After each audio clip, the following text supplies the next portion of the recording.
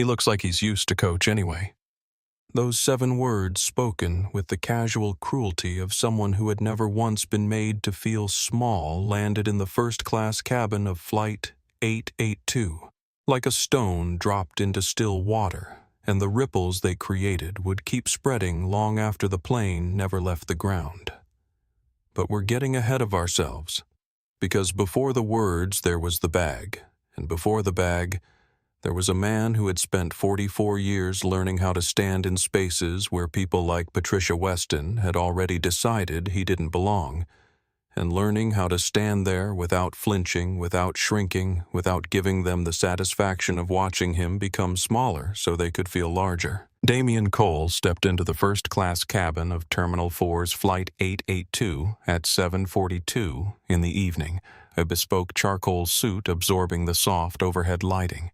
His broad shoulders carrying the particular kind of stillness that comes not from ease but from discipline, from years of choosing composure over explosion.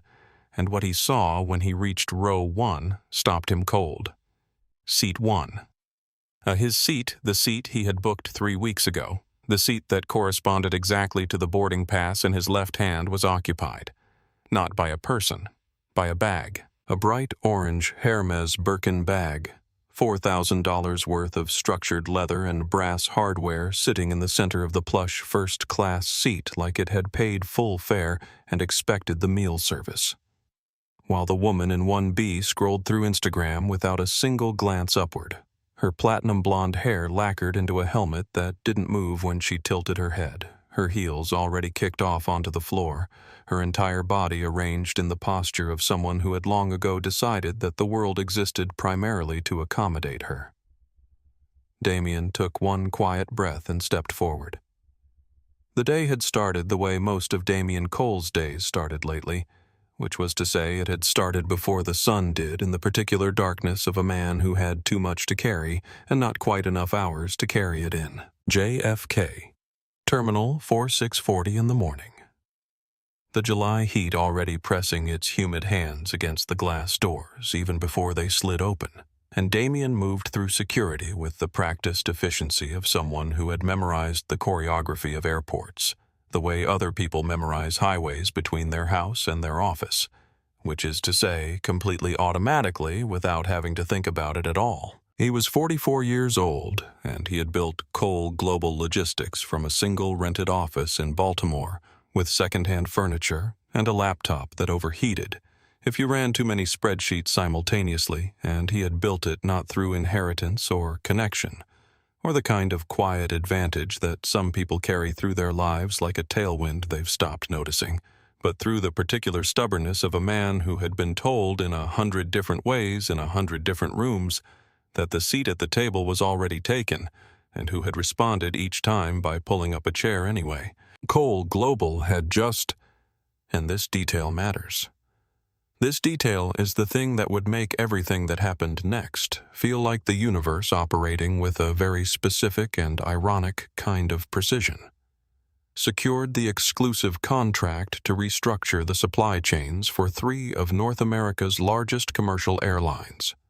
A deal worth somewhere in the neighborhood of $800 million over 5 years, a deal that had not yet been announced to the public that existed right now only in the knowledge of a very small number of very senior people, and that required Damian to be in London in 9 hours, to sit across a table and shake hands with the investors who would make it official.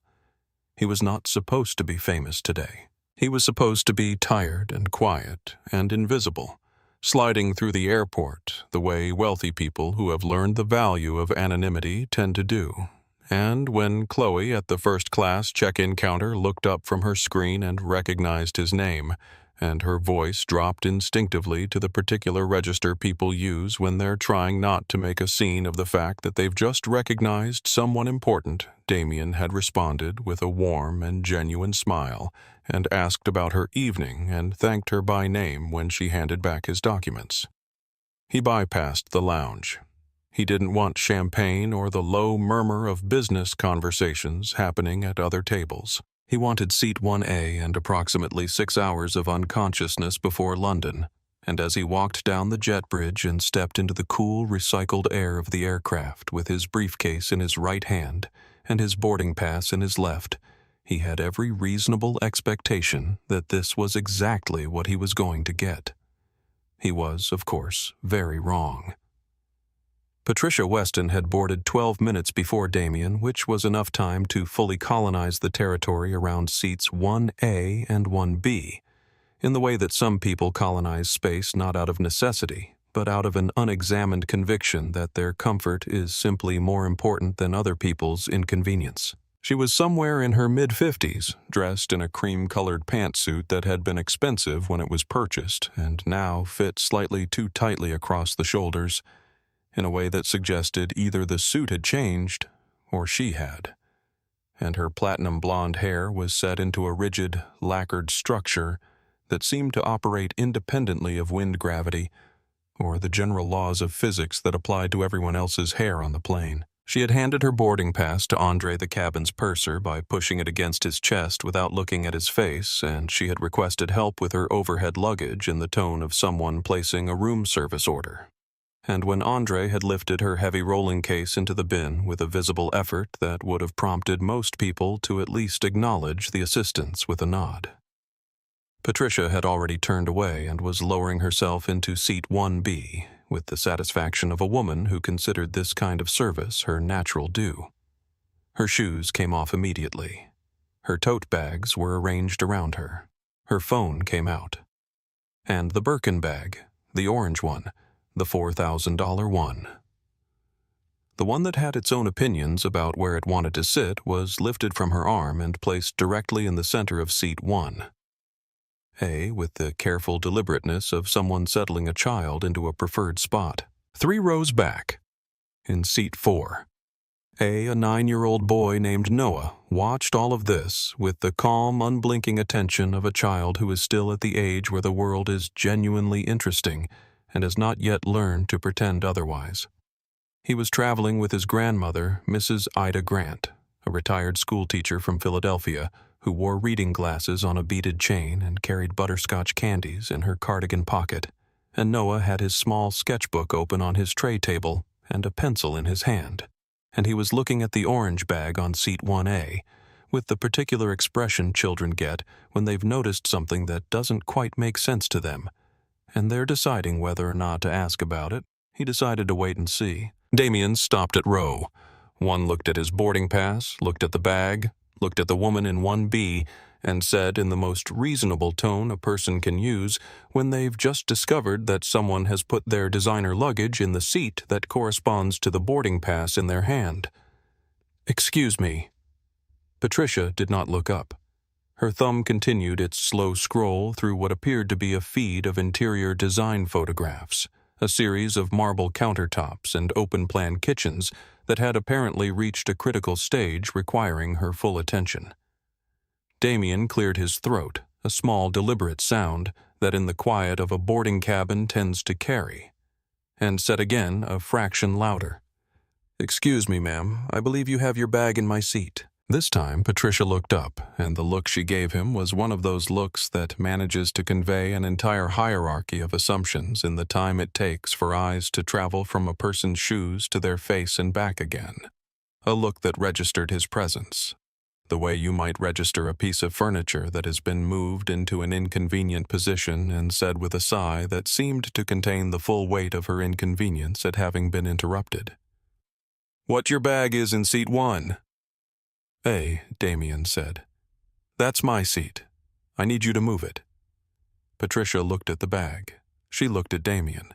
She looked at the bag again as though conducting a careful comparison, and when she looked back at him, her expression had settled into something that was not quite contempt, but was practicing to become it. "This is a $4,000 bag," she said, as though this were a complete and sufficient answer to his request, as though the monetary value of the leather rendered the argument automatically resolved in her favor. "I'm not putting it on the floor. The leather stains. I understand it's valuable.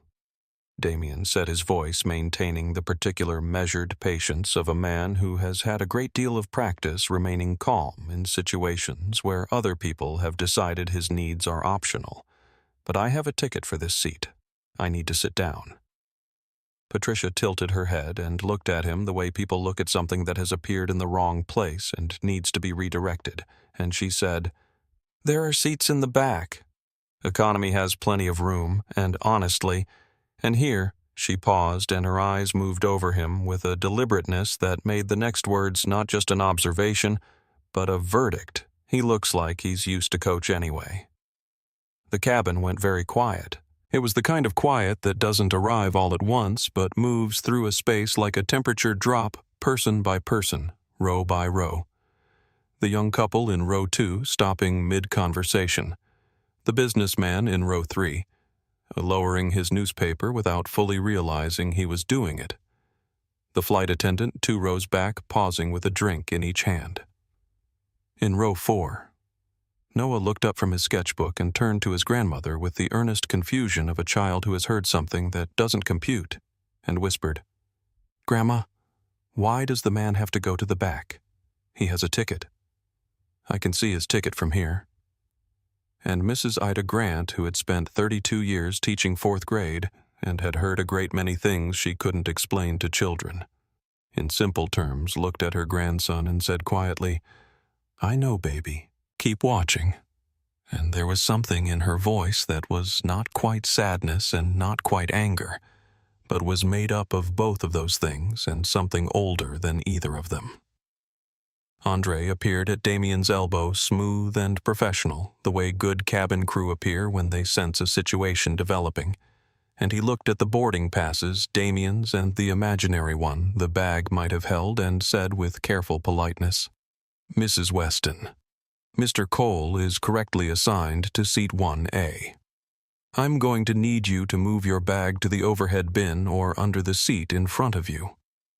Patricia's chin lifted approximately 1 inch, which was her way of indicating that she had heard this information and had chosen to regard it as optional, and she said, "I want to speak to your supervisor. My husband knows the CEO of this airline personally, and I am not putting my property on a dirty floor because some," and she stopped there as though she'd caught herself before saying the last word. Though everyone in the surrounding rows had already heard the shape of the sentence and understood exactly what word she hadn't said. The red light on a phone in row 2 blinked on. Then another 1 row back. Damien Cole stood in the aisle of his own first-class cabin, his boarding pass in his hand, his seat occupied by a bag, and he felt the familiar weight of it. Not the indignity of this specific moment, but the accumulated weight of every room he had ever walked into, where someone had already decided before he opened his mouth, before he sat down, before he had done anything at all, that his presence was a problem to be managed rather than a person to be respected. He had felt this weight before. He knew how to carry it, and he knew with the quiet certainty of long experience that he was not moving. Andre pressed the call button on the galley wall with the particular controlled urgency of a crew member who has correctly identified that this situation has moved past the point where it can be resolved through polite repetition. And when Captain Douglas stepped out of the cockpit 40 seconds later, straightening his cap with the unhurried authority of a man who has flown through thunderstorms and mechanical failures, and the full spectrum of human drama that tends to concentrate itself in pressurized metal tubes, at 38,000 feet. The first-class cabin had the breathless stillness of a room where everyone has stopped pretending they aren't watching. Captain Douglas was in his late 50s, silver-haired with a kind of weathered patience in his face that comes from decades of being the last calm person in a series of uncalm situations, and he looked at seat 1, A, at the orange bag sitting there with its brass hardware gleaming at the woman in 1B with her arms crossed and her jaw set, and at the man standing in the aisle with a boarding pass and the kind of composure that you only develop after you've had a great deal of practice needing it, and he did not need the situation explained to him. "Ma'am," he said, and his voice had the natural authority of someone accustomed to being the final word in the room. "That bag needs to come out of seat 1A. Move it to the overhead bin, please." Patricia turned toward him with an expression that shifted in real time and with remarkable speed from entitlement to victimhood. Her eyes becoming soft and wounded, her voice dropping half an octave into a register that was meant to suggest distress rather than aggression. And she told the captain that she had been harassed since she sat down, that the man in the aisle had been aggressive and threatening, that she had felt genuinely frightened, that she was a platinum member who flew this route 4 times monthly, and that she simply needed her bag in a place where the leather wouldn't be damaged, and surely the captain could understand that. Captain Douglas listened to all of this without changing his expression, and then he said, "You have 10 seconds to move that bag, or I will call law enforcement to the aircraft." What happened next revealed something essential about Patricia Weston, which is that she had almost never in her adult life been faced with a consequence that actually arrived, and the result was that she had no practiced response to one. So instead of complying, she threw the bag. Actually threw it, swung it off the seat and let it drop onto the aisle floor with a heavy, deliberate thud, and then stood up to her full height and announced that she hoped everyone was satisfied that she was being persecuted by petty tyrants, that her husband would have everyone's badges, and that the man currently standing beside her seat was a freeloader who had clearly gotten his ticket through some upgrade scheme because people like him didn't book first-class seats, they got bumped into them. People like him, said the businessman in row 3A, setting his newspaper all the way down on his tray table. I'd like someone to explain exactly what that means. No one explained it. The silence was explanation enough. In row 4, Noah had stopped drawing. He was watching Patricia with the wide, careful eyes of a child who is witnessing something they know is wrong and is trying to understand why the adults aren't stopping it faster. He picked up his pencil and began to draw instead. The Port Authority officers arrived at the jet bridge within 4 minutes of Captain Douglas's call, which in airport time is extremely fast and suggests a seriousness of situation that the officers confirmed the moment they stepped into the first-class cabin and assessed what they found, which was a woman standing in the aisle delivering a monologue about persecution to an audience of increasingly uncomfortable passengers, a orange bag on the floor, a very calm black man with a boarding pass, and a captain with the expression of someone who has made his decision and is simply waiting for the paperwork to catch up to it. "Ma'am, you need to come with us," the first officer said. "I am not going anywhere," Patricia announced, and sat down in seat 1B and buckled her seatbelt with the emphatic click of someone who believes that this gesture constitutes a legal defense. This is discrimination. I am being removed because I am a woman standing up to an aggressive man, and I want that on record. The officer didn't argue. He unbuckled her belt. Patricia grabbed the armrests. Things deteriorated rapidly after that, involving a degree of physical resistance that the officers had not anticipated from a woman in a cream pantsuit, culminating in the moment when Patricia's heel connected with an officer's shin in a way that was either a desperate accident or a very deliberate mistake. And the officer's voice went flat and professional and said, "Ma'am, you are under arrest." And the cabin watched in complete total silence as Patricia Caldwell was handcuffed and walked down the aisle, in a state of dishevelment that her platinum helmet hair was somehow still fighting against, screaming over her shoulder at Damien that he would regret this, that he didn't know who she was, that she would sue him, the airline, the officers, the gate, and possibly the building itself. Damien stepped back to give the crew room. He watched her go. The cabin broke into applause. Captain Douglas returned to the cockpit. Damien finally sat down in seat 1A. And then nothing happened for 10 minutes. And then nothing happened for 20. The engines didn't start. The ground crew outside Damien's window were moving with the particular hurried energy of people managing a developing problem. And Captain Douglas's voice, when it finally came through, the PA had shed the authority it usually carried, and sounded like a man delivering news he genuinely wished he didn't have to deliver. "Ladies and gentlemen, I'm very sorry to inform you that Flight 882 has been canceled." He paused. During the removal of the disruptive passenger, a security protocol was triggered regarding the checked baggage. Additionally, due to the delay caused by the altercation, our flight crew has exceeded their legal duty hours under FAA regulations. We are unable to continue. Everyone will need to deplane and return to the terminal for rebooking. The cabin erupted. Damien closed his eyes. London was 9 hours away. The contract was $300 million ahead. The investors were already at their hotel. In row 4, Noah was not looking at the ceiling or gripping his armrests or calculating missed connections like the adults around him were doing. He was looking at the back of Damien's head, which hadn't moved, hadn't dropped, hadn't expressed anything that looked like defeat, and he was adding something to the drawing in his sketchbook with careful, deliberate strokes. And when his grandmother leaned over to ask what he was drawing, Noah said very quietly, "The man who didn't move," and went back to his pencil. Terminal 4 received 300 displaced passengers of Flight 882, the way a pond receives a stone thrown with real force, which is to say, with a significant splash and a great deal of agitated rippling in all directions at once.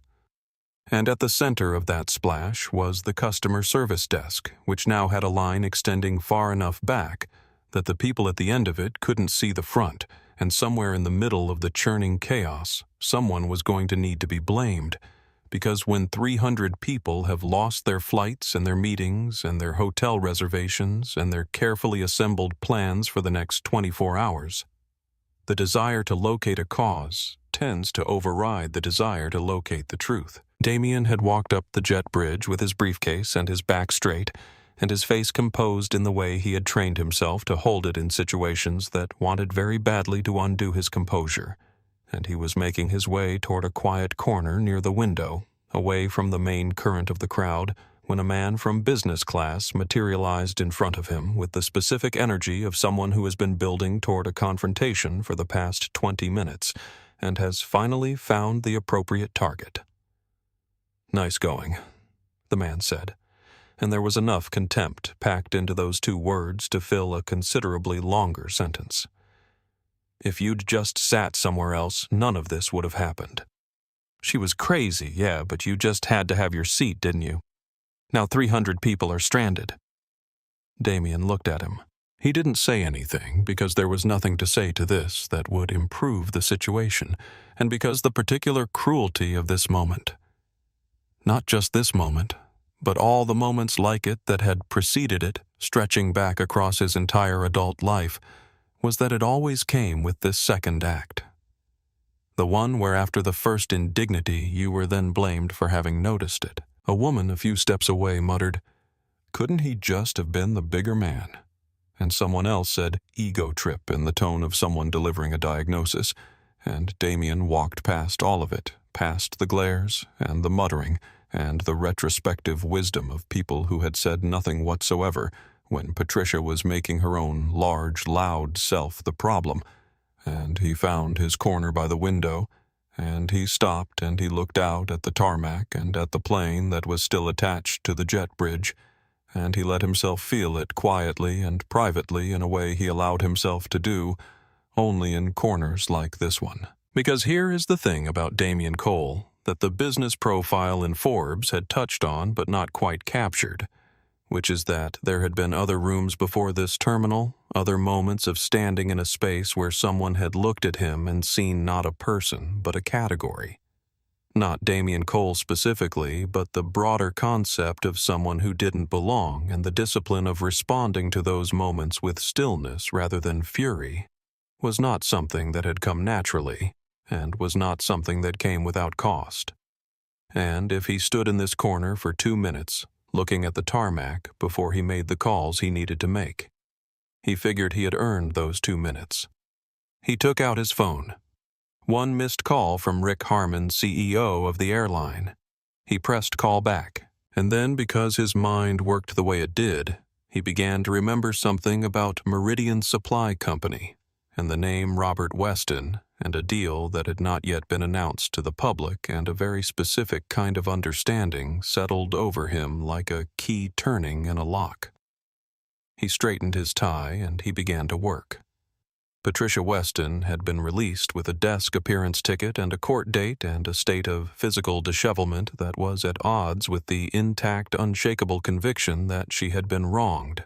And when she emerged into the terminal and found 300 stranded passengers milling around in various states of fury and dismay, she recognized opportunity with the instinct of someone who has spent a lifetime converting her grievances into social currency. She found a cluster of the angriest passengers near the customer service line and planted herself among them, and within 3 minutes she was holding court, her voice pitched at the precise frequency of someone who has been gravely mistreated and needs the room to know it, weaving a narrative in which she was a stressed older woman who had been bullied off a flight by an aggressive man with a grudge against her bag, and the airline had taken his side because she was a woman alone, and honestly, wasn't that just typical? And didn't everyone agree that the whole situation could have been so easily avoided if certain people had simply shown a bit of flexibility and common decency?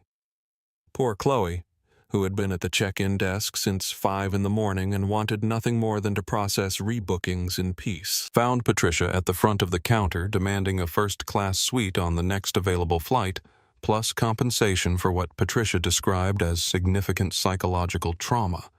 And Chloe was standing there with the expression of someone absorbing an unexpected weather event when Damien stepped up quietly beside Patricia and said without raising his voice, without any edge in it at all, "I think you're about to get what you asked for. Go ahead and call Robert." Patricia stared at him. Then she took out her phone, put it on speaker, and dialed her husband with the confidence of someone playing their highest card. The phone rang twice. Patricia. Robert Weston's voice came through the speaker, and it had none of the reassuring spousal warmth she was expecting, which should have been the first warning. It had instead the tight, controlled terror of a man who had just received an email that had fundamentally rearranged his understanding of his afternoon. "Are you at JFK? Are you Patricia? Are you bothering a man named Damien Cole?" The terminal went quiet around them. Patricia looked at Damien. He gave a small, unhurried wave. "Robert, how do you know his name?" she said, and her voice had lost something, not everything, not yet, but something, some of the certainty that had been holding the rest of it together. Because Robert said through the speaker, and he sounded like a man watching a wall fall toward him in very slow motion, "I just got an email from the CEO of the airline, Patricia. And he copied the chairman of the company that now owns my company, and that man is standing next to you." The crowd that had been Patricia's audience 30 seconds ago went very, very still. Noah, standing a few steps back with his grandmother's hand in his, looked down at the drawing in his sketchbook and then back up at Damien Cole, and he held the sketchbook a little tighter. The conversation with Rick Harmon had taken 11 minutes and had covered more ground than most meetings 3 times its length, because Damien Cole was the kind of man who had spent 20 years practicing the discipline of knowing exactly what he wanted to accomplish before he started talking. And what he wanted to accomplish right now was not revenge. Exactly. Though justice was certainly somewhere in the vicinity of it. What he wanted was for 300 people to get where they were going, and for the people responsible for today to understand at a level they would not easily forget precisely what they had set in motion. He explained the situation to Rick in the calm, organized way he explained complicated situations in boardrooms, which is to say, he gave Rick the facts and then gave him the path forward. And the path forward was this Activate Emergency Commercial Recovery Protocol. Authorize triple pay for the crew to return to the aircraft on a voluntary basis, and let Damien personally cover the cost differential, because this was not the airline's fault, and the crew should not be penalized for it. Rick said yes before Damien finished the sentence. The second part of what Damien asked for was an email, a specific, carefully worded email from Rick Harmon himself to Robert Weston at Meridian Supply, with Damien copied announcing that Patricia Weston had been issued a permanent lifetime ban from the airline effective immediately, and that Meridian's relationship with the airline would be under formal review pending the outcome of the incident. Rick said yes to that too. Damien walked back to the gate. Patricia was still at Chloe's counter, had apparently shifted from demanding a suite to demanding a manager, and Chloe had the look of a person who was surviving on sheer professional obligation. Damien said Chloe Rick Harmon just sent authorization to the station manager. Emergency Commercial Recovery Platinum Code. Flight 882 is back on in 45 minutes. Chloe looked at her screen. The authorization code appeared in real time.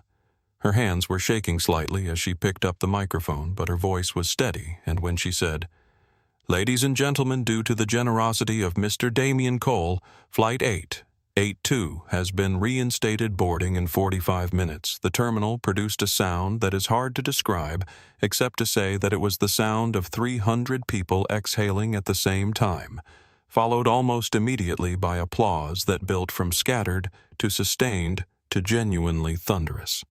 People clapped Damien on the back. A woman cried with relief and pressed her hands together in a gesture that wasn't quite a prayer, but was in the same neighborhood.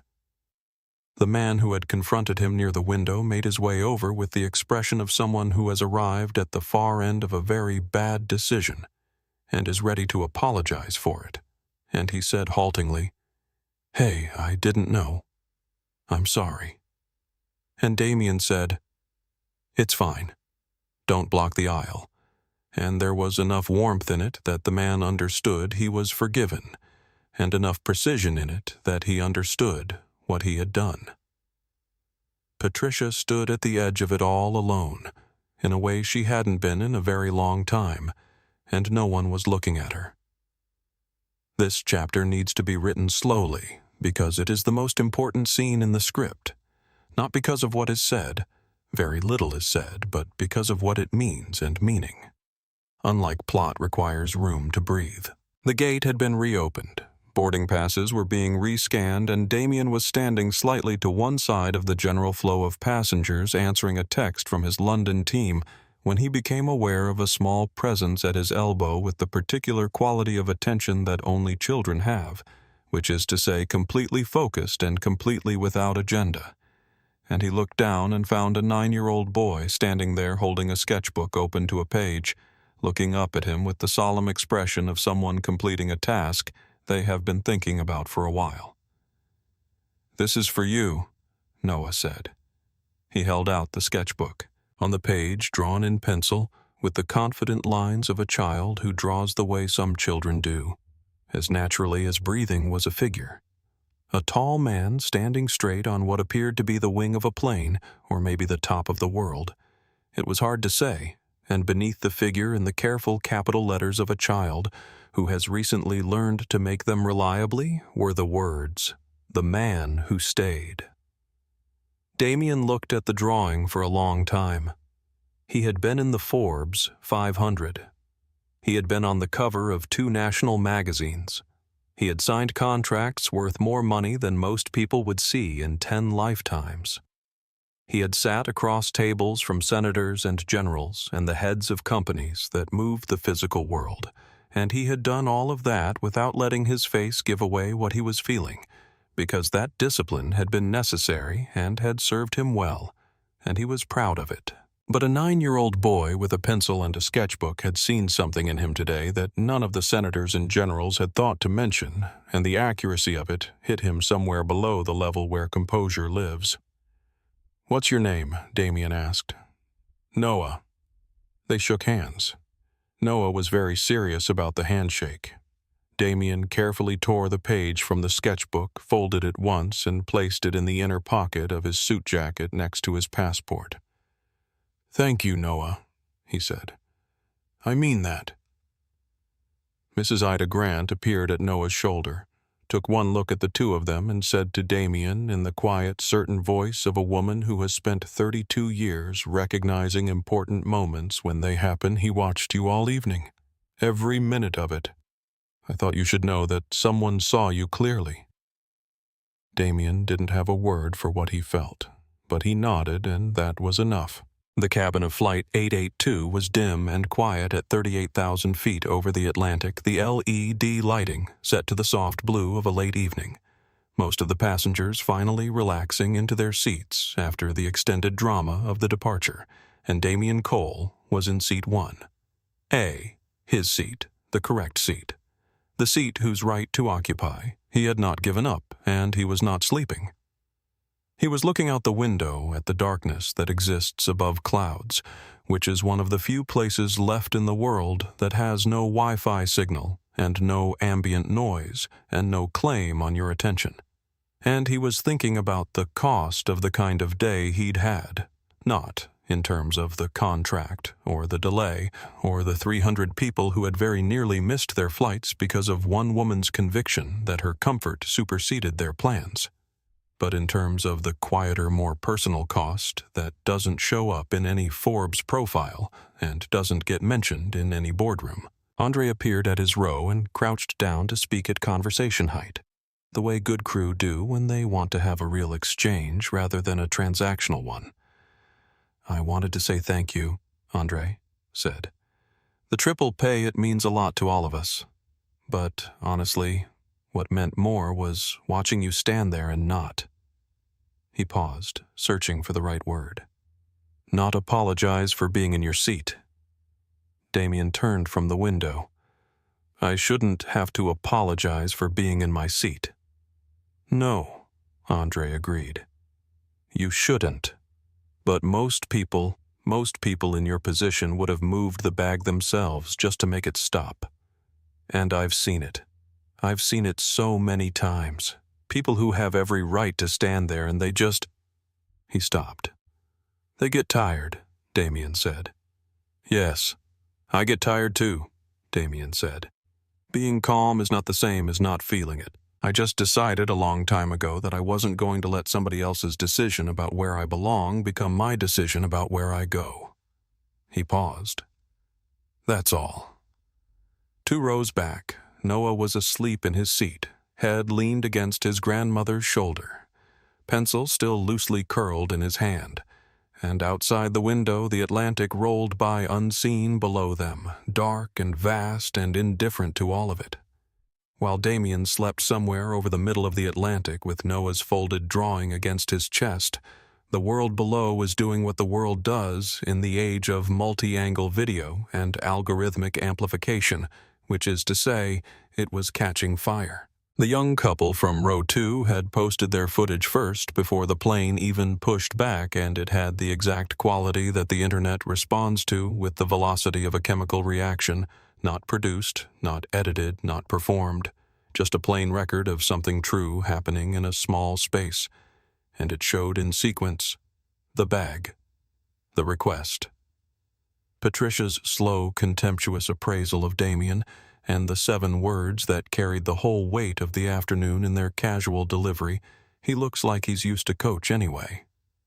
The businessman from row 3A had captured the arrival of the officers. A teenager who had been in the galley during the removal had caught Patricia's screaming exit in full, including the moment her heel met the officer's shin, including the handcuffs, including her shouted promise to sue everyone in the building. A TikTok account called @Travel Justice stitched all 3 clips together with the caption "CEO of entitlement versus the real CEO. Watch until the end for the instant karma." And the algorithm, which has a highly developed sensitivity to the specific combination of injustice and consequence, rocketed the video to the For You pages of 14 million people in the time it took Damien to fall asleep over the ocean. The comment section had the rare temporary quality of a place where everyone is on the same side. "Wait," I looked him up. "That's Damien Cole.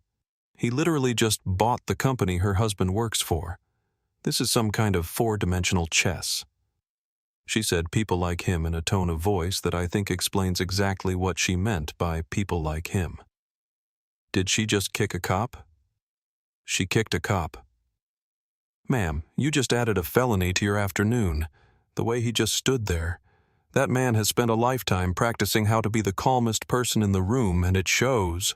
By the time the sun came up over the eastern seaboard, #BagLady was trending #1 in the United States and #3 in the United Kingdom.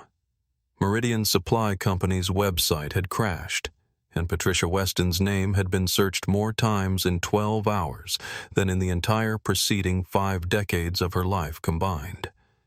Damien landed at Heathrow at 8 in the morning, feeling against all probability rested. He turned on his phone in the arrivals hall and stood still for a moment while it vibrated continuously for approximately 70 seconds, which is a long time for a phone to vibrate without stopping. He looked at the screen. He read the number of views on the video. He read the name of the lawsuit Patricia's lawyer had filed. He read the headline on the Daily Mail's website, "Air Rage Exclusive, Wife of Tech Exec, Kicks Cop Blocks Billionaire Seat, Gets Flight Cancelled. Internet Revolts." And there was a photo of Patricia screaming and a photo of him looking as though none of this was happening. His PR lead, Selena, picked up on the first ring and said, without preamble, "Don't talk to anyone at the gate. There are photographers. You're trending higher than the Prime Minister. The video has 40 million views, and Patricia Weston is currently on a morning show claiming you verbally abused her before the cameras started rolling." Damien walked through the sliding doors, was immediately surrounded by camera flashes, was flanked by his security team, got into the back of the waiting car and said, "Get me Catherine Ross. Get me Rick Harmon. And get me every second of JFK security footage from 6 p.m. last night." The car pulled into London traffic. "She wants a war," Damien said, looking out the window at the gray morning. "She thinks this is about reputation management." He straightened his cuffs. "It's about truth." Patricia Weston had been awake since her release from custody at 2 in the morning, had applied enough makeup to cover the evidence of the last 12 hours, and was sitting in her Greenwich living room with a laptop and a Zoom link, and the absolute conviction that her side of the story was the one that needed to be heard while her husband Robert paced the kitchen behind her in the focused, repetitive way of a man attempting to pace his anxiety out through the soles of his shoes. "Patricia, please," Robert said for the 4th time. "My boss's boss just put me on administrative leave. If you go on television and say anything that I am the victim here—" "Robert," Patricia said, smoothing her collar, and "I am going to say so." Robert stopped pacing. He looked at her with the expression of a man who has spent a certain number of years understanding that there are arguments that cannot be won, and he said, "My lawyer called. Damien Cole acquired the holding company that owns Meridian 3 weeks ago. He is technically the owner of my employer's parent company. Do you understand what that means?" And Patricia said, "It means he has a lot of power that he shouldn't have been allowed to abuse." And Robert walked out of the room. The Zoom screen opened. Patricia composed her face into the specific arrangement of a wronged woman, maintaining her dignity under pressure, soft in the eyes, measured in the voice. And when the host Diane appeared on screen and introduced her as the woman at the center of the viral BagLady video, Patricia had approximately 3 seconds to register that the framing of that introduction was not going in the direction she had planned before Diane said, "Patricia, we have 3 separate videos, a body cam recording, and a statement from the airline. I'd like to give you an opportunity to respond to some specific things." Patricia said the footage was misleading. She said the context was missing. She said Damien Cole had made aggressive comments to her before the cameras were turned on. She said the police had been rough with her and she had only been defending herself. She said the whole thing was a coordinated smear campaign funded by a billionaire who didn't like being challenged by a woman. Diane said, "We have the audio from the gate recording Patricia, and it includes you calling the flight attendant a glorified waiter and the police officer a minimum wage servant. Would you like to address those specific statements?" Patricia forgot briefly that she was on television, and her voice rose several registers, and she said, "That footage is out of context, and the whole thing is lies, and I am the one being persecuted here, and the comment section of the live stream, which had been building for the last several minutes, produced at that moment approximately 4,000 responses in the span of 30 seconds. During the commercial break in the silence of her living room, Patricia looked at her own laptop screen where the clip of her on the plane had been auto-cued by the browser, and she heard herself say in her own voice with her own inflection, "He looks like he's used to coach anyway." She had not heard it played back before. She had heard it from the inside where it had felt like a reasonable observation about the natural order of things. But from the outside in the flat, unadorned recording of a cabin microphone, it sounded different. It sounded like something she might have heard someone else say and winced at. She sat with that for a moment, a long, uncomfortable moment before the commercial break ended, and the camera came back on, and she had not resolved it, but it was there, lodged somewhere she could not immediately reach, and it stayed there. Damien's London headquarters occupied the 14th floor of a glass building in Canary Wharf, and the conference room that looked out over the Thames had a table long enough that you could conduct a small diplomatic summit at one end without being heard at the other, and on the morning after Flight 882, with Patricia's muted television appearance running on the screen in the corner, it was full of people who had either flown through the night or connected via video link, and all of them were waiting to hear what Damien Cole intended to do. Rick Harmon was on the screen from New York, looking like a man who had been awake for most of the past 18 hours. Alaric Webb, the chairman of Meridian Supply, was physically present, which Damien had requested, and which Alaric had agreed to with the speed of someone who understood that his presence was not optional. Catherine Ross, the attorney, sat to Damien's left with a folder that was thicker than it had been the previous evening. Selina was at the end of the table monitoring 4 different social media feeds simultaneously on a laptop that was working very hard. Damien sat at the head of the table, and he looked the same as he had in seat 1. A composed, precise, unhurried, except that there was a quality to his attention in this room that made it clear he was not simply managing a situation, but had already resolved it and was now implementing the resolution. "Let me tell you what we found this morning," he said, and opened the folder that Catherine slid toward him. His team had spent the overnight hours conducting an audit of Robert Weston's Meridian expense accounts, and what they had found was that the Birkin bag, the $4,000 orange bag that had started all of this, had been purchased on a Meridian corporate card under the category of client relations, as had 3 other first-class tickets. In the past 18 months, a spa weekend in Palm Beach, and what appeared to be a significant number of meals at restaurants that Robert Weston would not have attended alone.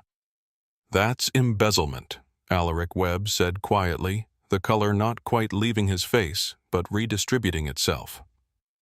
"It is," Damien agreed, "and it's fraud, and we'll be reporting it. But before we get to the legal process, I want to address the 3 decisions that need to be made today." The decisions, as Damien laid them out, were these: Meridian would issue a public statement that day confirming Robert Weston's termination for cause, specifically for misappropriation of company funds, and conduct incompatible with the company's stated values, and Robert's unvested stock and pension entitlements would be revoked in accordance with the morality clause in his employment contract. The airline would file a civil suit against Patricia Weston for the documented costs of the cancellation, which Catherine had calculated at just over $400,000, including the crew, triple pay the fuel, the rebooking fees, and the administrative costs, and that suit would be filed for $500,000 with a lien placed against the primary residence in Greenwich to ensure the possibility of recovery, and the complete unedited security footage from JFK Terminal 4, including the section at the gate counter, including the encounter with Chloe, including the moment Patricia called the officers. Minimum wage servants would be released in full to the press without commentary. Selina looked up from her laptop. "If we release all of it, she won't recover from it. Her life, as she knows it, is over." The room was quiet. Damien looked at the television in the corner where Patricia was mid-sentence in a morning show interview, her hands gesticulating with the energy of someone fighting very hard to control a story that had already gotten away from her. He watched her for a moment. "I didn't do this to her," he said. I asked her to move a bag. Everything after that was her decision. He closed the folder. I'm not turning off the lights, I'm just not turning them back off for her. He looked around the room. Are we clear on the 3 items everyone in the room confirmed that they were clear? 6 weeks after Flight 882, the airline's board of directors convened an extraordinary session that had not been on anyone's calendar at the beginning of the year, and the agenda item that had placed it there was listed simply as Crew Protection Review, which was the kind of institutional understatement that covers a genuine reckoning the way a light coat covers winter. Damian Cole was in the room, but he was not at the head of the table. He was seated along the side in the row of chairs reserved for invited observers, and he had specifically requested this arrangement because the thing he wanted to happen in this room was not something that needed his voice at the front of it, it needed someone else's. Andre Beaumont had been a flight purser for 19 years, and he had never before been invited to speak at a board meeting of the airline that employed him, and he stood at the front of the room with no notes because the things he wanted to say were not the kind of things you need notes for. He talked about the 19 years. He talked about the incidents he had witnessed that had never been reported because the reporting mechanism was unclear and the outcome uncertain, and the risk of being seen as a troublemaker was more concrete than the possibility of anything changing. He talked about the specific grinding exhaustion of being required to remain professional in situations where the person you were required to remain professional toward was treating you as though your job title was an insult. He talked about the gap between what the training manual said crew members should do and the actual authority those crew members had when the moment arrived, which was a gap you could park a 777 in. A board member interrupted him at one point to note that the airline had invested significantly in diversity and inclusion programming over the past several years, and Andre paused and then said with the precision of a man who has thought carefully about how to say this, "Training that isn't backed by real authority is just rehearsal for a show that never gets performed." I know what the training says. I've done the training. The training did not give me the power to protect the passengers in my cabin. Policy does, and the policy wasn't there. The room was quiet after that in the way rooms get quiet when something true has been said that is also inconvenient. The board voted that afternoon to establish the Crew Protection Protocol, a new operating procedure that gave cabin crew explicit documented authority to refuse service to passengers who had engaged in harassment or discriminatory conduct, provided them with immediate access to legal and HR support in the event of any resulting complaint, and created a direct reporting channel that bypassed the middle layers of management that had historically made reporting feel more dangerous than silence. It was not a perfect document. No policy created in an afternoon is a perfect document. But it was a real one with teeth and with the weight of the board behind it, and when it was signed, Damian stood from his observer's chair and crossed the room and shook Andre's hand, and Andre said, "You didn't have to be here today." And Damian said, "You were in that cabin when I needed someone to stand behind what was right. The least I could do was show up." The conference room of Catherine Ross's Manhattan law firm 3 months after Flight 882 had all the warmth of a very expensive freezer, which may have been an architectural choice, or may have been a reflection of the weather outside which was sending December snow against the windows in the particular way of a city that commits fully to its winters. Patricia Weston sat on one side of the mahogany table and looked like someone who had been through a sustained process of subtraction. The platinum helmet hair was gone, replaced by a simple graying ponytail. The designer suit was gone. The practiced poise was mostly gone, replaced by the particular exhaustion of someone who has spent 3 months fighting a war on multiple fronts and has recently begun to understand that they are losing all of them. Victor Crest, her attorney, sat beside her with the expression of a man who had taken this case on a contingency basis and had since developed some complicated feelings about that decision. Damian Cole sat directly across from her, and he was still somehow inexplicably given everything exactly the same as he had been in Seat 1A on the night of July 14th. Same composure, same stillness, same absolute refusal to perform discomfort for an audience. Catherine Ross had a binder. She always had a binder. The binder was very thick. Mrs. Weston. Catherine began, "You are suing Mr. Cole for defamation, emotional distress, and damage to your reputation. You claim his actions caused you to lose your social standing and your quality of life. Is that accurate?" "He ruined me," Patricia said. Her voice had the flatness of someone who has said this many times and is no longer saying it for effect. "I can't go anywhere without people recognizing me. My friends won't return my calls. My husband left. I've lost everything." She was not wrong about the facts. She had lost the house in Greenwich when the settlement liens were processed. The Aspen apartment was gone.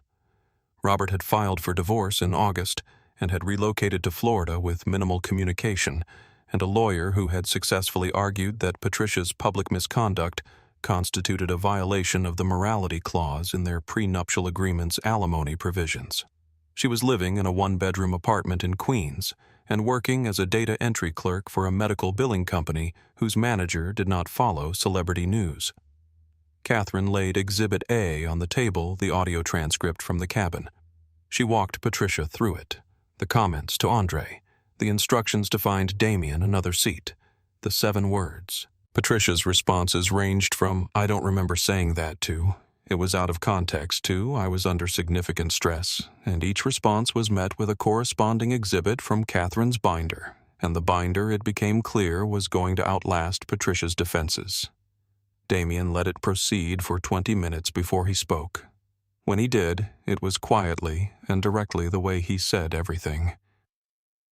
"Mrs. Weston, you have said several times today that I ruined your life. I want to address that." He paused. "I asked you to move a bag. That's the entirety of my contribution to this situation. Every decision after that was yours." Patricia looked at him across the table, and something in her face shifted. Not a collapse, not a dramatic moment of remorse, but something smaller and more real. The kind of shift that happens when a person has been carrying a version of events for long enough that they've stopped questioning it, and then suddenly in a room like this one, the version loses its structural support. "I heard that recording," she said, and her voice was different from the one she had used all afternoon, lower, less defended. "The recording from the cabin, the 7 words." She stopped. I heard myself say it the way someone else would have heard it. And she stopped again. It wasn't what I thought I'd said. The room was very quiet. "That's the first honest thing you've said today," Damien said. "Not unkindly, not as an attack, just as an observation. And it's something. It genuinely is something." He stood, buttoned his jacket, and looked at Victor Crest. "You have 24 hours to withdraw the lawsuit and accept our counter-settlement terms. If we go to trial, I will put every frame of that footage on a screen in the courtroom, and I will let 12 ordinary people decide who the victim was." He picked up his briefcase. "I'm not doing this because I want to take the rest of what you have," he said to Patricia without particular harshness. "I'm doing it because the people who were in that cabin, the crew, the gate agents, the 300 passengers, the 9-year-old boy who drew a picture of a man standing straight while everyone around him was screaming, all of them deserve to know that this mattered. That standing still when someone tells you to move mattered." He walked to the door. "I hope you figure out who you want to be on the other side of this," he said, and opened it and left. The statement from Meridian Supply Company was brief, corporate in tone, and absolutely devastating in content, running to 4 sentences that announced Robert Weston's termination for cause, cited misappropriation of company funds as the stated reason, confirmed the revocation of unvested equity and pension benefits, and concluded with a line about the company's commitment to standards of conduct that, in the context of everything preceding it, read like a door being firmly shut. It was published on a Tuesday morning and retweeted 40,000 times before lunch, largely because the comment section of the TikTok video had weeks earlier compiled and shared Robert Weston's LinkedIn profile and the internet had already done the math on who he was relative to who Damian Cole was, and the statement landing on top of that existing understanding had the quality of a last chapter that everyone had known was coming, but was still satisfying to read. Robert had called a lawyer the same evening the email from Rick Harmon arrived. The divorce filing came 2 weeks later. He had moved to Florida, not dramatically, and not with a great deal of announcement, but with the quiet efficiency of a man executing a plan he had been building toward for some time, and the settlement terms which Patricia had initially fought and eventually accepted because she had run out of resources and options with which to fight, gave her the furniture and the credit card debt and the legal obligations, and gave Robert a clean separation that he had apparently been considering long before the flight to London. His last real conversation with Patricia had been a phone call in September, 3 weeks after the filing, and he had said only one thing that she remembered afterward, which was not a threat or a recrimination, but a genuine question delivered in a tone she had rarely heard from him, which was the tone of honest bewilderment. Did you ever think even once about how it felt to be the other people in these situations? Not strategically, not in terms of what they could do to you, just how it felt to be them. Patricia had not had an answer to that question in September. She was still thinking about it.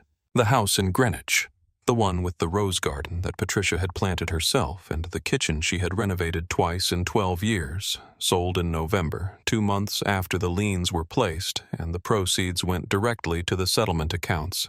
And Patricia stood in the empty living room on the morning of the closing and looked at the walls, which had the particular blank quality of walls that have recently had pictures removed.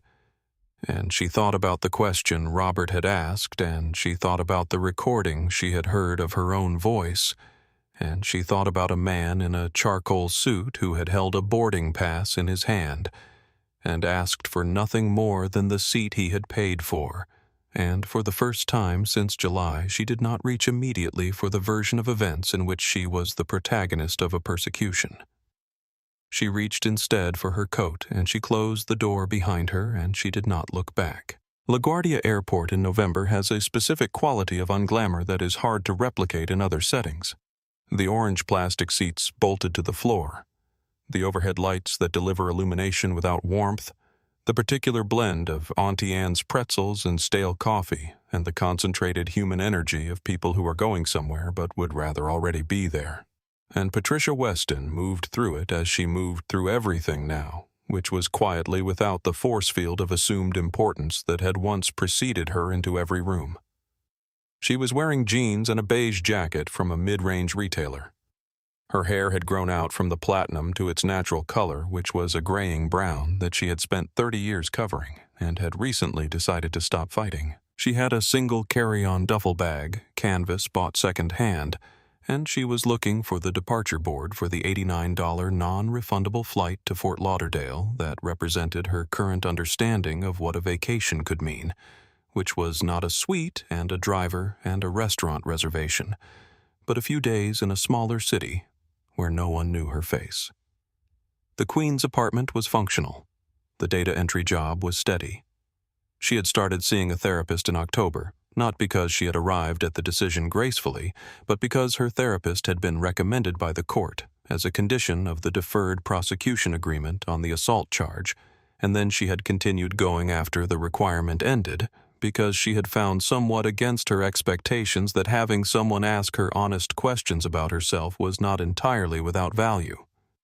She had not yet figured out who she was without the things that used to tell her. That process was ongoing.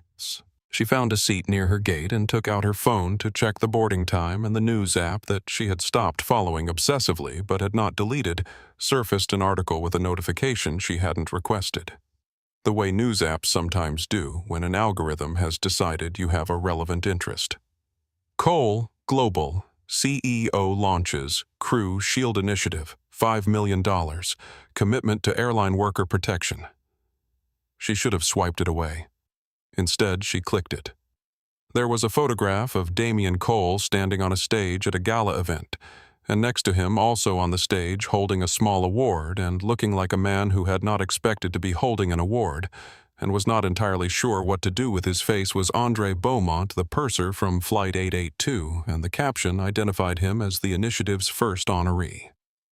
Patricia read the article. The Crew Shield initiative would provide immediate legal support for airline workers who faced harassment or assault from passengers, a fund to cover medical and psychological costs, and an advocacy arm that would push for formal recognition of crew safety as a regulatory priority rather than an internal HR matter. $5 million from Damian Cole's personal funds. At the bottom of the article, in the last paragraph, almost as a footnote, was this: a unique item was auctioned at the gala to launch the fundraising, a slightly used orange Hermes Birkin bag acquired through a bankruptcy asset liquidation. The bag sold for $45,000. The winning bidder, who asked to remain anonymous, reportedly intends to use it as a gym bag. Patricia stared at her phone until the screen dimmed. She thought about the bag. She thought about how certain she had been holding it that it represented something essential about who she was and what she was owed by the world. She thought about the expression on Andre's face in the photograph. Not triumphant, not vindicated, just quietly, pleased, the expression of a man who has done his job well for a long time and been seen doing it. And she thought about every person she had treated the way she had treated Andre, as though the uniform they wore was a description of their worth rather than simply a description of their job. The boarding announcement came over the intercom. Group C. Patricia stood up, shouldered her duffel bag, and joined the line. When the gate agent scanned her ticket and said with the automatic warmth of someone 3 hours into an 8-hour shift, "Have a good flight." Patricia looked at her. Actually looked at her, at the specific tired human face beneath the airline logo lanyard, and said, "Thank you. You too. I mean it." The gate agent blinked slightly, surprised, and said, "That's really kind of you." It wasn't much, but it was real. And real Patricia was beginning to understand was the only currency that didn't eventually get repossessed. The envelope arrived on a Thursday morning, addressed in the careful, oversized capital letters of a child who has recently gained confidence in the alphabet and wants every letter to know it, and it was addressed to Damian Cole. Cole Global Logistics, and the return address, in the upper left corner, had Noah's name above a street address in Philadelphia, and the woman who handled Damian's mail had placed it at the top of the stack, because in her experience, envelopes that arrived in handwriting like this were always worth Damian's direct attention. He opened it at his desk late in the afternoon, when the London light was going golden through the windows, and inside was a single sheet of paper that had clearly been torn from a sketchbook with the slightly ragged left edge that you get when you pull a page cleanly but carefully from a spiral binding. It was a drawing, and it was a continuation. The first drawing, the one Noah had handed him at the gate, the man standing straight with the words, "The man who stayed," was now in a simple wooden frame on Damian's desk, the paper protected under glass, one of very few personal objects in an office that was otherwise decorated in the standard vocabulary of corporate success. The new drawing picked up where the first one left off. In it, the tall man was still standing in his original position, and beside him, close enough that their shoulders nearly touched, was a smaller figure, a child, and both of them were looking in the same direction toward something outside the frame that the drawing didn't show, but that felt from the composition like something worth looking toward. Beneath the figures in Noah's careful capitals was this: "Grandma Ida says you are the man who stayed. I want to grow up and stay too." Damian sat at his desk with the drawing in both hands and said nothing because there was nothing to say, and because sometimes the right response to something that lands directly in the middle of you is not to speak, but to feel it clearly without deflection, without the composure that is useful in boardrooms, but is not always useful in the quiet moments when something true finds you. He placed the new drawing beside the first one and reached for his phone and asked his assistant to connect him with the legal team working on the Cole Foundation, which had been in the preliminary planning stages for several months, and he said he wanted to move forward with the STEM scholarship program, and he wanted the first cohort to include 20 students from underrepresented communities in the Philadelphia area, and he wanted the program to be announced before the end of the month. He put the phone down. He looked at the two drawings on his desk, the man standing alone and then the man with the child beside him, both of them looking toward the same unseen thing, and he thought about a 9-year-old boy with a pencil who had watched him for an entire evening and seen in all that watching nothing more complicated and nothing less important than a person who had decided not to leave. That was the thing no one had written about him. That was the thing that didn't appear in the Forbes profile. That was the thing that mattered most. A year later, 11 months and 22 days to be precise, though. Damien was not counting. He was on a flight to London again, and he was in seat 1A again, and there was no drama in it. This time, no bag, no confrontation, no cascade of consequences, just the ordinary miracle of being exactly where you are supposed to be, which is a thing that people who have never had to fight for their place tend to take entirely for granted, and which Damien had never in 45 years been able to take for granted, and had long ago decided he wasn't going to resent that because resentment was a weight he couldn't afford and a destination he didn't want to arrive at. The cabin was quiet and dim, the blue LED lighting set to evening, and outside the window the late sun was turning the clouds below into something that looked like a landscape from a place that doesn't exist, all orange and violet and the particular shade of gold that belongs exclusively to high altitude. Andre appeared at his row. He set a glass of sparkling water on the tray table, made eye contact, gave a single nod that contained about 3 sentences worth of acknowledgement, and moved on without a word. Because some things between people have been said thoroughly enough that they don't need to be said again. Damien took out his phone. The lock screen was the photograph he had taken of Noah's first drawing, the tall figure, the careful capitals, the man who stayed. And he looked at it for a moment, the way you look at something you have made your North Star. Not because it tells you where to go, but because it reminds you of who you decided to be when the decision was hard. He put the phone back in his pocket. He looked out the window at the Atlantic 38,000 feet below, at the impossible distance between the water and where he was sitting, at the thin membrane of the window between the pressurized warm air of the cabin and the absolute cold of the upper atmosphere. And he thought about what it cost to be the kind of person who stays, and whether the cost was worth it, and arrived at the same answer he always arrived at. It was worth it because Noah was watching. Not just Noah specifically, though Noah specifically was now enrolled in the Cole STEM Scholar program and was apparently demonstrating a particular gift for structural drawing that his teacher had described in the program's quarterly update as architectural in its precision, which Damien thought was exactly right. But all the Noahs, all the children watching adults to learn what adults do when someone tells them to move. All the children learning from every room where they sit quietly with a pencil and observe what it looks like when a person decides that where they belong is not a question that belongs to anyone else. He was tired. He closed his eyes. He was exactly where he was supposed to be. 18 months after the night a bright orange bag sat in seat 1A and a woman with platinum hair decided a black man in a charcoal suit had no business being in first class. The Crew Shield initiative was operating across 14 airlines in 4 countries and at an aviation safety conference in Geneva. Andre Beaumont became the first working flight attendant, not an executive, not a union head, not a spokesperson to deliver a keynote address to an international industry body. He opened by telling the story of the bag. He did not name Patricia.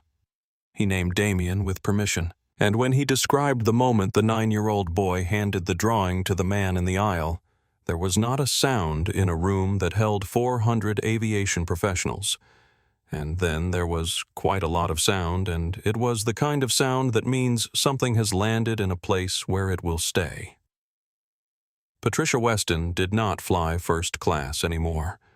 She did not fly much at all, partly because of finances, and partly because airports were still a year and a half later, places where people sometimes recognized her face and made their recognition known, and she had developed a preference for driving when the distance permitted it.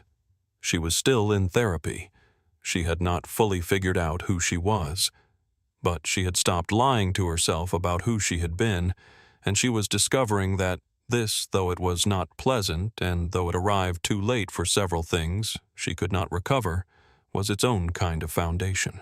Noah, age 10, submitted his first architectural drawing to the Cole Foundation's Young Designers competition and was awarded first place in his age category.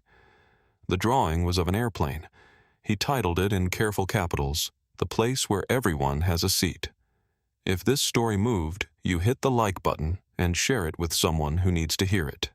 Subscribe to our channel so you never miss a story about what happens when dignity refuses to move and justice refuses to look away.